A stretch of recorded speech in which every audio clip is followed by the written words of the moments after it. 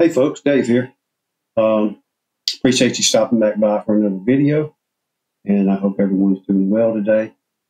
So we're going to do a Lightburn tutorial on how to make your own heart, and then we will turn that into a puzzle, and you'll be able to use it in a multitude of ways. You can make keychains for sale. You could make displays, just a whole bunch of uses for it. So we're going to start by going to the create polygon and hold down your shift key, and it'll draw out a hexagon initially. Then you can go up to window, go down and make sure that shape properties is selected. Then you can hit your selection tool, select the hexagon, go over, and you'll find a shape properties tab on the right. Click that, and then reduce the sides to 3 to give us a triangle. And then you want to select that, go up to arrange, and flip vertically. That's going to be the bottom of our heart. So we'll make this just a little larger. And then go to the bottom. You can squish this up a little bit. And I'm not measuring, I'm just kind of guessing. Bring that up so we can see it. And then we're going to draw a circle out. So grab a circle and an ellipse. Hold down the shift key to draw it out proportionately. Hit your selector tool. And then what we need is for this edge of the circle to meet with the corner of the triangle. So if you get in close, your cursor will turn into this little selector tool.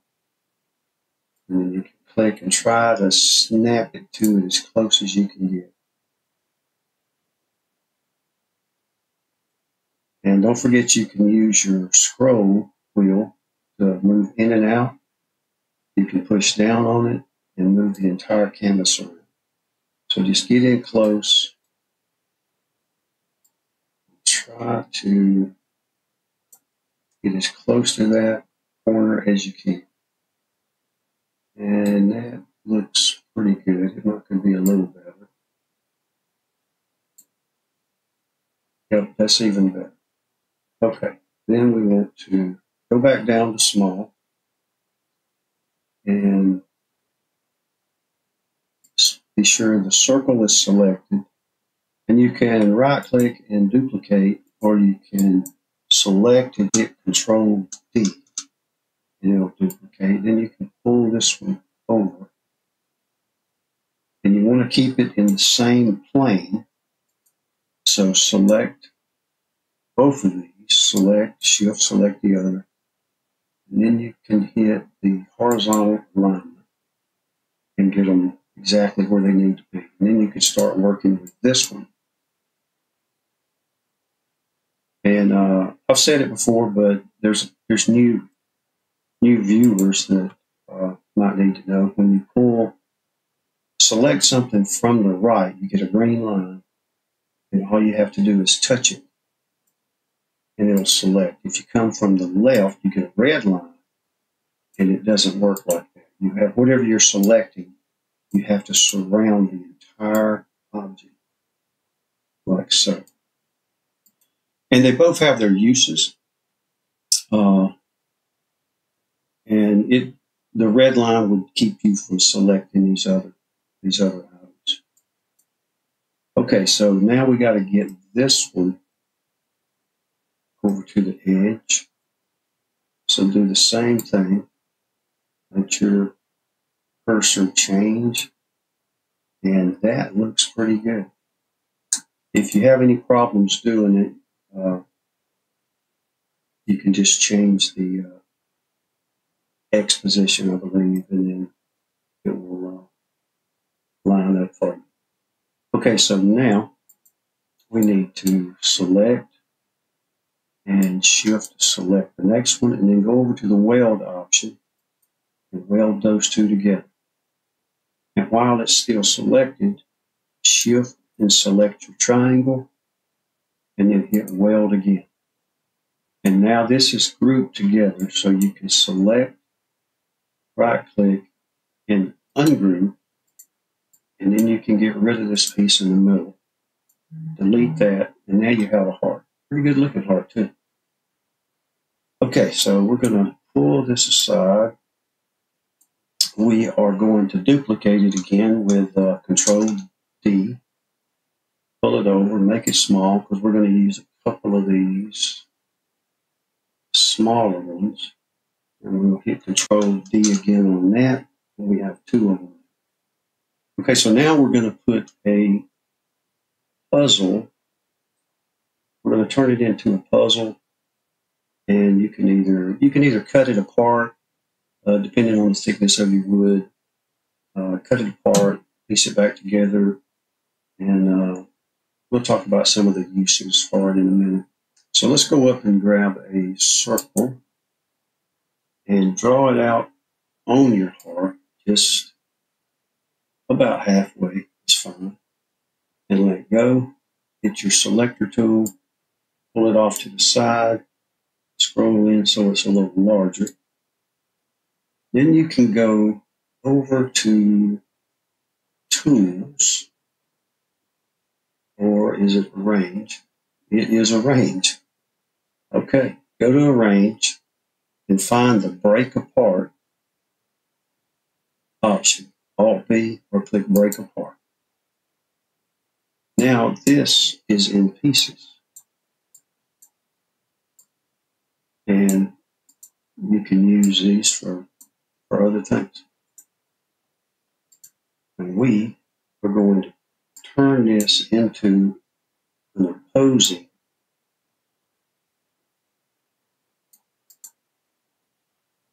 So just turn one. We want to get them where they're, let me get in a little closer. Now rotate until the tips touch, and we'll get them where you don't have any overhang, like this right here. You want them to line up as close as possible, and you may have to pull it up a little bit and just get right to the tip, because we just want to group these together once we get them lined up. And I think we're going to have to go to the top of this side right here to move it that direction. Getting closer. We can grab this one and try to pull it over some. And just keep working with it until you get it lined up. Select that one again. Some of these things can be really tedious, but it's good to know how to do it. All right, that looks pretty good, I think. So now we're just going to select both of them, right click, and group. We're going to try to work this in right here so that each end is lined up here and here as close as we can. And then we're going to draw a line to it. So just keep working with it until you get it. This tip lined up here, this tip here, as close as you can. And then you can continue to work with it some more after you draw your line. So go over and grab your line tool. Let me get in close. Just draw a line down.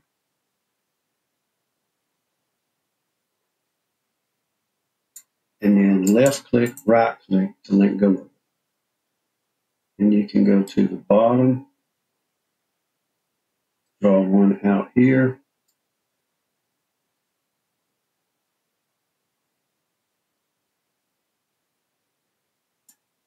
Left click, right click to let go. And then we'll work with moving this a little bit. Control Z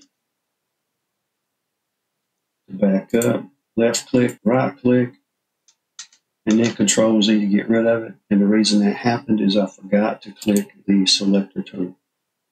I do stuff like that all the time, folks. All right, so we want to grab this now. We want to turn it a little more and get as close to there as possible. And I'm sure it moved the bottom. That's okay. We'll get there. And then we'll turn it here. And it may or may not have messed up the top. It did. That's okay. So now we're going to have to stretch it this way a little bit.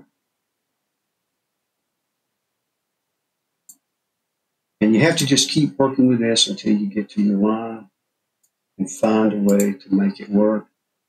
We're getting really close. Really close. So now we're just going to pull this up a little bit.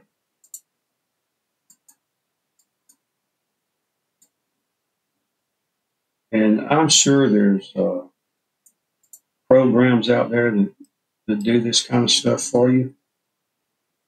But I think it's good to know how to do it. So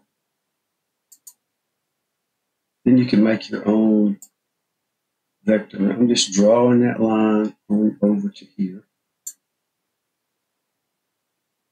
Left click, right click. I forget to do that. I should draw it a little bit more. Left click, right click. Then click the selector tool. So we know it's in the right position now. So I'm going to select this bottom line and grab the end of it and try to pull it down a little bit. Maybe a tad more.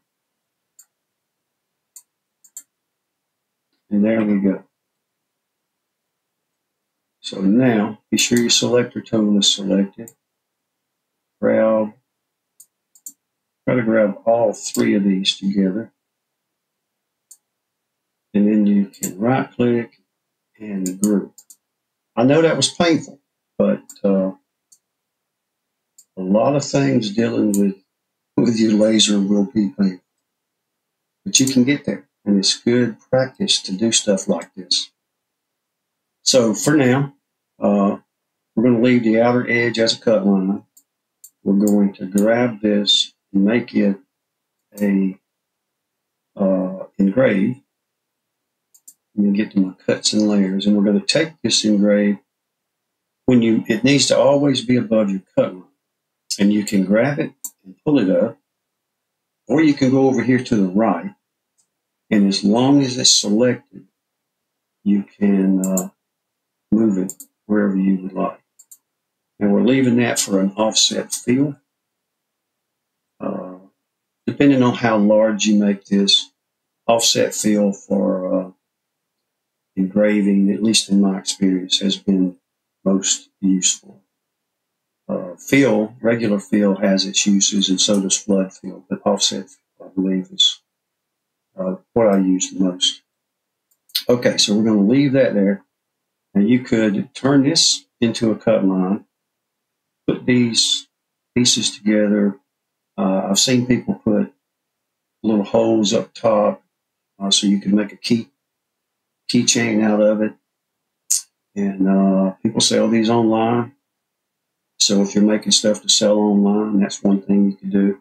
You can turn this into a display, make a little stand for it, and leave the line as an engrave and have it setting together. You can even have it cut apart, and then if you cut it tight enough, you can just piece it back together. Okay, so we're going to put some names on here. So just grab your text tool, and let's find. I'm using this Forte font. I believe that comes standard with But Lightburn doesn't come with fonts. Lightburn picks up the fonts that are already on your computer. So if you loaded fonts from another software that you've had forever, and then you load Lightburn and you see all these fonts, that's where it came from. Okay, so we're just going to do all caps. Bob. We're going to pull Bob up here. I don't know who Bob is, but he probably maybe has a sweetie, and her name just might be June. So we have Bob and June. And we're going to put these on here. Like, we're doing Control Z to make sure it stays the same size as Bob. We're going to put June right here. And then we're going to put these hearts to use. Put a heart here. Put a heart here. Make them both engraved. Maybe. Okay, then we're going to group everything together. Select and group. And then we're going to do a quick preview on it. So, some objects won't, if the shape is not closed, you can't do offset fill. So this is good that this happens. So when this does happen to you, you can click Show Me, and it'll highlight the problem. So now we know we have to take this and make it a line fill. So just select and find your line fill that you have set up. I thought these were grouped together. So maybe I ungrouped it when I did something else. Okay, so now we're going to move these lines and fills up to the top.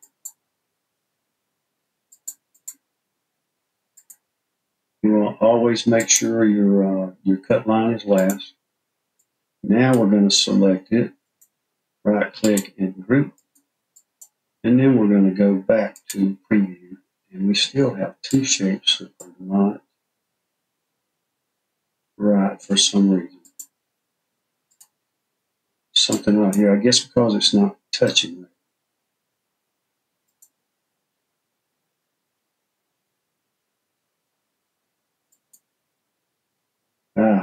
There's one in here that stayed green, that extra little line I drew. So we're going to select it, make it line. That one's still sticking over, so I think it'll be all right. But you can work with it and make it exactly how you want it to be. So let's try to preview this again. Okay, now we're good, except for the previews on another screen. There we go. So that's what it's going to look like in the end. And the size we have, it's going to take about 10 minutes to cut. So that's about 140 wide and 127 high. So, and then you could play this through and speed it up.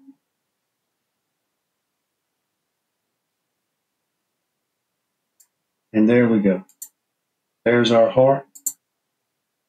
And there's a lot of things you could use this for. So go out and give it a try. Have fun with it. I really appreciate you folks watching and helping the channel grow. And if you have any problems with this, please drop me a comment and I'll try to help. If you have problems with any other laser general questions, I'm still a beginner myself, but I'll sure try to help. So just let me know. So again, thank you for watching, and y'all take care, and we'll see you next time. Thank you.